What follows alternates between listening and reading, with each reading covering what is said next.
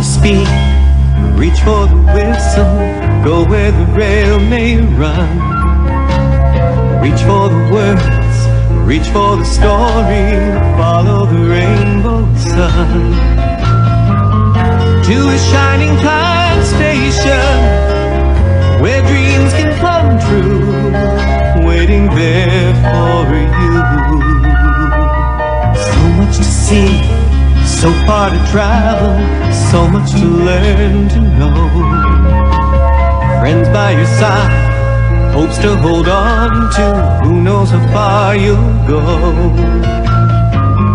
To a shining time station, where dreams can come true, your own imagination waiting there for you.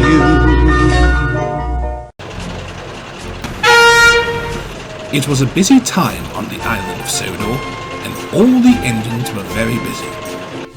Many trains were leaving the yards and coming back empty to pick up more goods.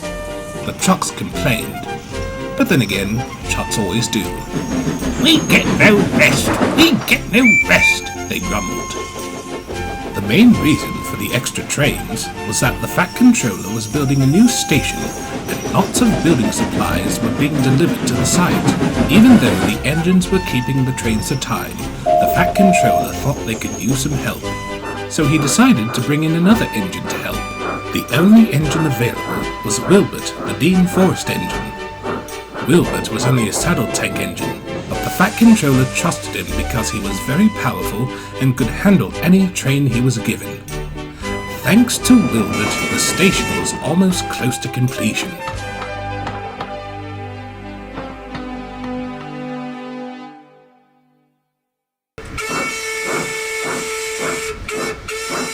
However, Donald and Douglas were not happy.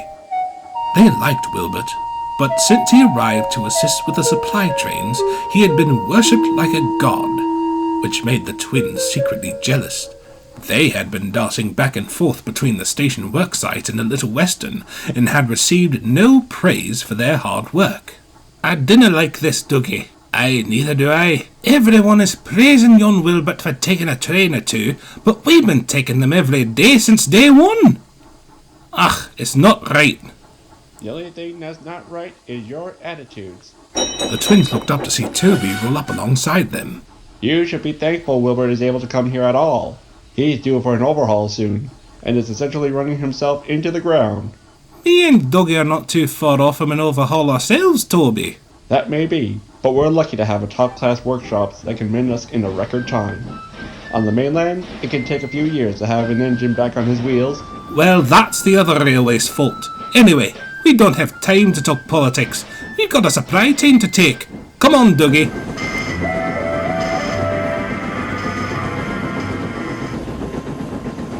Later that day, Donald was asked to shunt Rocky from one track to another. Donald didn't mind doing this, but he had to fill up with coal first, as his tender was nearly empty.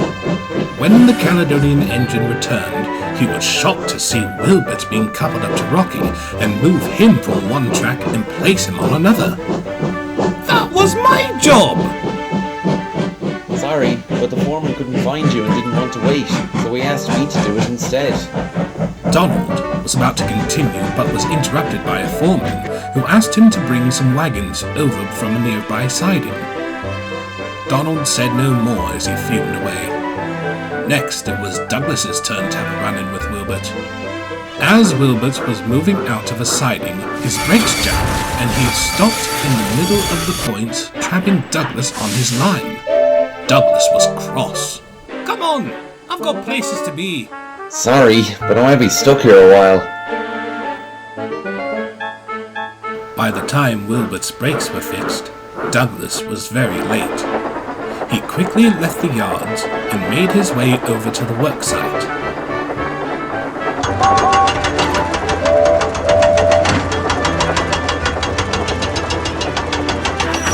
When he arrived, the foreman was cross. "We're behind schedule because of this."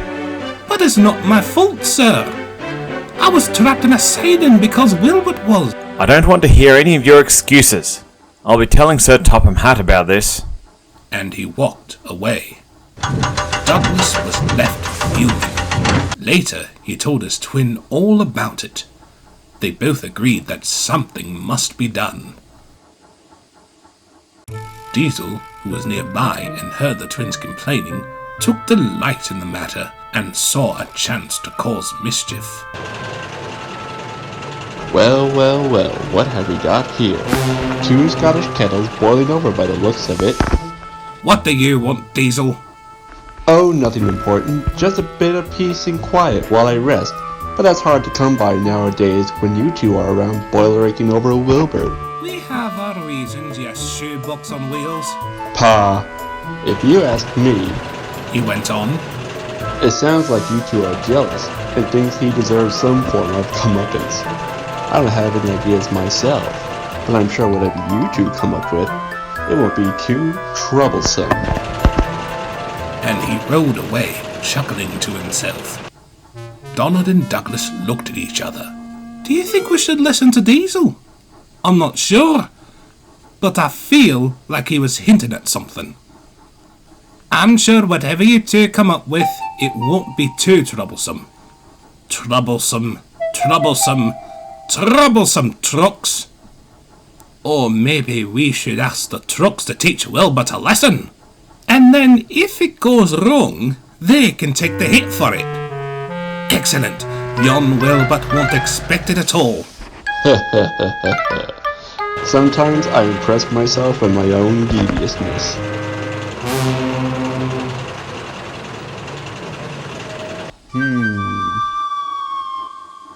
The next day, the twins put their plan into action. Wilbert was due to take a ballast train to the construction site, so Douglas went to the yards to go talk to the trucks that Wilbert was due to take. Oi, you trucks! What do you want, Scott? Douglas stood firm. Is Wilbert supposed to be taking you? Us and a few others. What's it to you?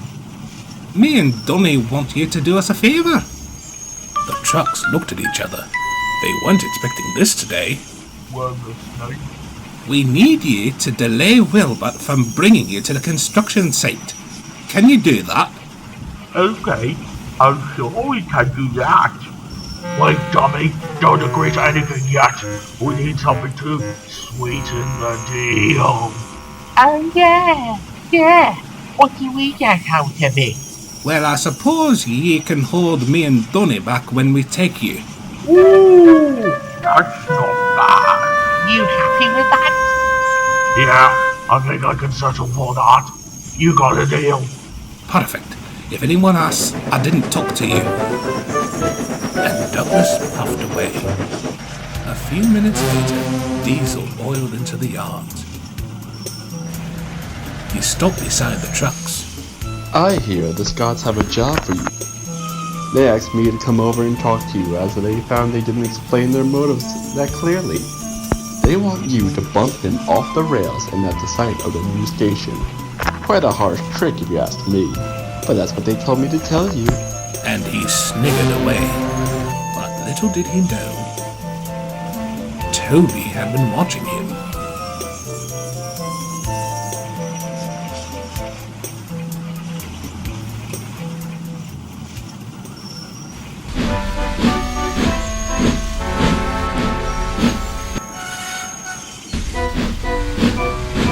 Any news, boys? Well, Donald wants us to detail Wilbert.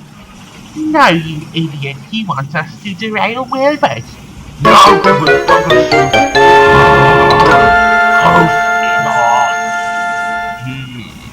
interesting. Sounds like fun. You bet it does.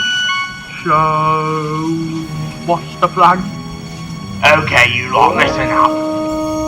When Wilbur gets here,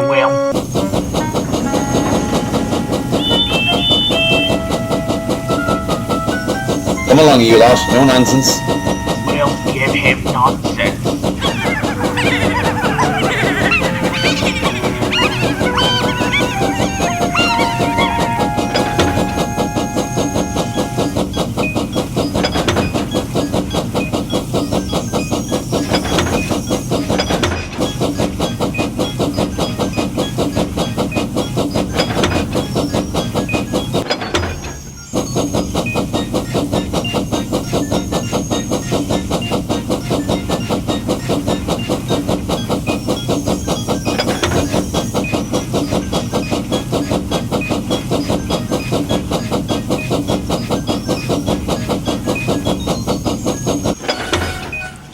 Soon Wilbert had his trucks together and was ready to go. The guard blew his whistle and Wilbert set off.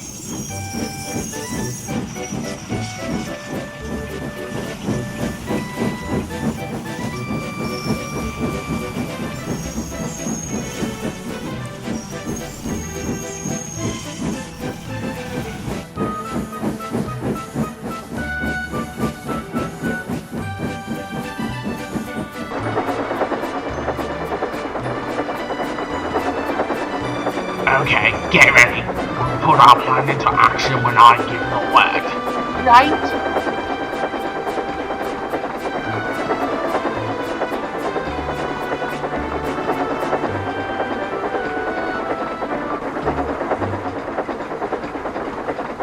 Presently they climbed over a slight incline. As they began to descend, the truck's chance had come. Now! And the trucks bumped into Wilbert, fiercely knocking his crew off the footplate.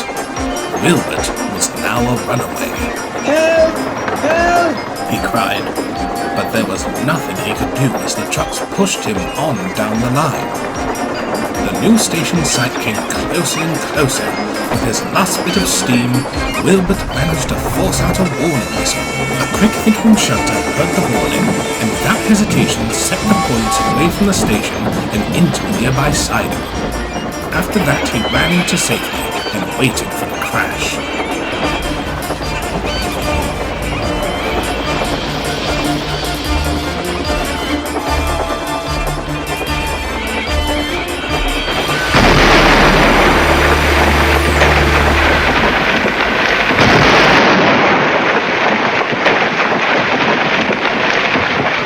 Luckily, no one was hurt, but ballast was everywhere. Wilbert lay on his side, battered, bruised, and feeling very sorry for himself. The twins who were there and had seen the invention unfold were shocked. Oh dear, we didn't want this to happen. Aye, we better go get help. Right, I'll go get Rookie. Dinna fast yourself, Wilbert. We'll have you right in no time. Well, Wilbert, all I can say is I expected better of you. I thought you could manage trucks, but it looks like I was wrong. What do I say to your owner? This made Wilbert feel even more miserable. Donald and Douglas saw this and knew they had to come clean. Please, sir, it wasn't Wilbert's fault. We had a tiny part in this. The Fat Controller curiously raised an eyebrow. Go on. So the twins told them all about their plan and how they took to the trucks. When they finished, the Fat Controller was not happy. I'm truly disappointed in the both of you. You will be confined to helping the workmen complete building the rest of the station unassisted. I hope this will teach you a lesson to be more grateful for Wilbert helping us in our time of need. Diesel rolled up alongside. My, I didn't expect the likes of Donald and Douglas to be behind such trickery and deceit. That's because they're not fully to blame, Diesel, and you know that. It was Toby. I saw what you did. You manipulated Donald and Douglas into talking with the trucks, and then after Douglas left, you talked to them and exaggerated what he said into something more malicious. Diesel gulped. He didn't think anyone had been watching him. The Fat Controller looked at the nervous shunter. Well, Diesel, I might have known you would have had to part to play in this since you seemed to be ready to gloat almost instantly at the twins' misfortune. But sir, Now go to your shed and I will talk to you about your punishment later.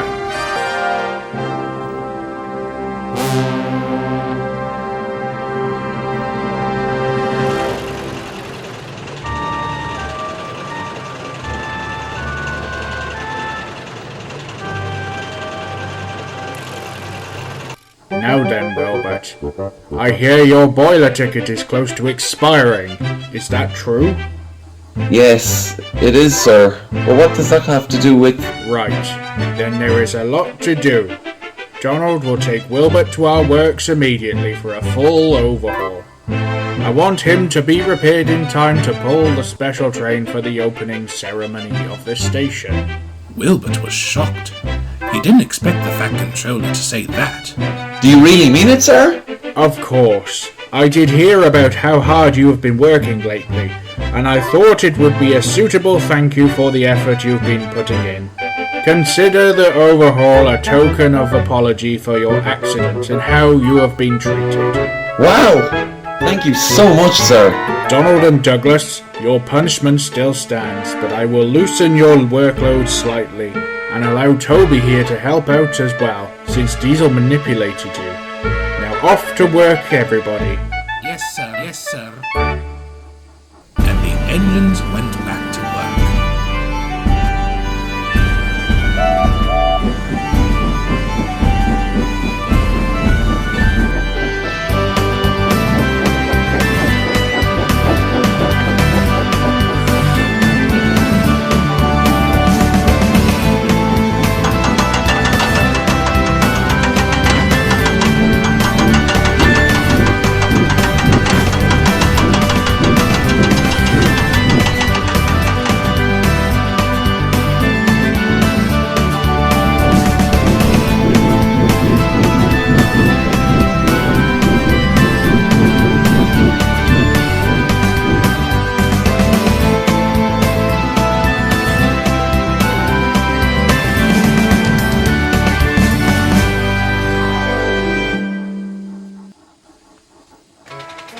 Railways are no good, turn them into roads. Pull them up, turn them into road.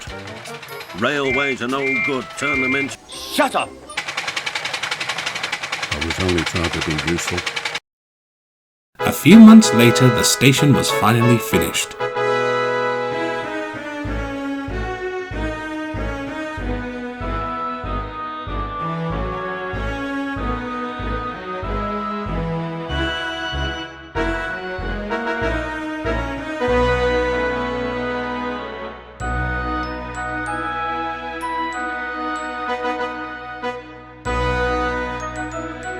Some of the engines gathered there for the opening ceremony.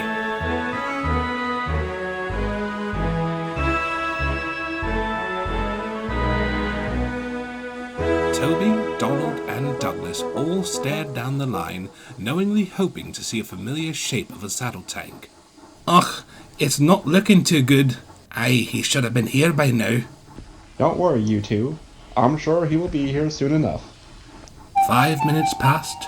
Then 5 turned into 7, and 7 into 10. It's no use, sighed Douglas. He's not coming. You were saying?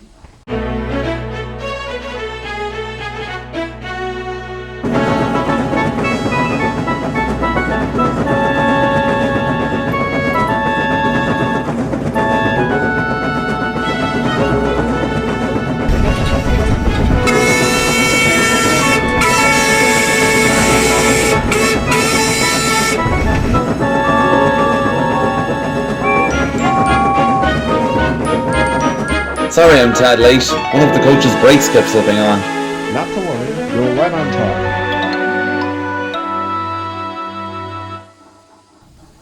The Fat Controller raised his hand for silence. Ladies, gentlemen, and engines, it is with great pleasure that I declare this new station open. This was the cue for a chorus of whistles and horns from engines, steam, and diesel alike. Later, after the celebrations were over, the twins spoke to Wilbert. We're really sorry for how we acted towards you, Wilbert. Aye, I guess young Toby was right. We were a wee bit jealous after all. That's okay, you two. I guess I owe you both an apology, as well as for making you feel that way. Ugh, no, Wilbert. Don't say that. No, I do owe it to you. I can see why you were cross with me, and I truly am sorry. Well, apology accepted. But I will say you were a tad cheeky. What?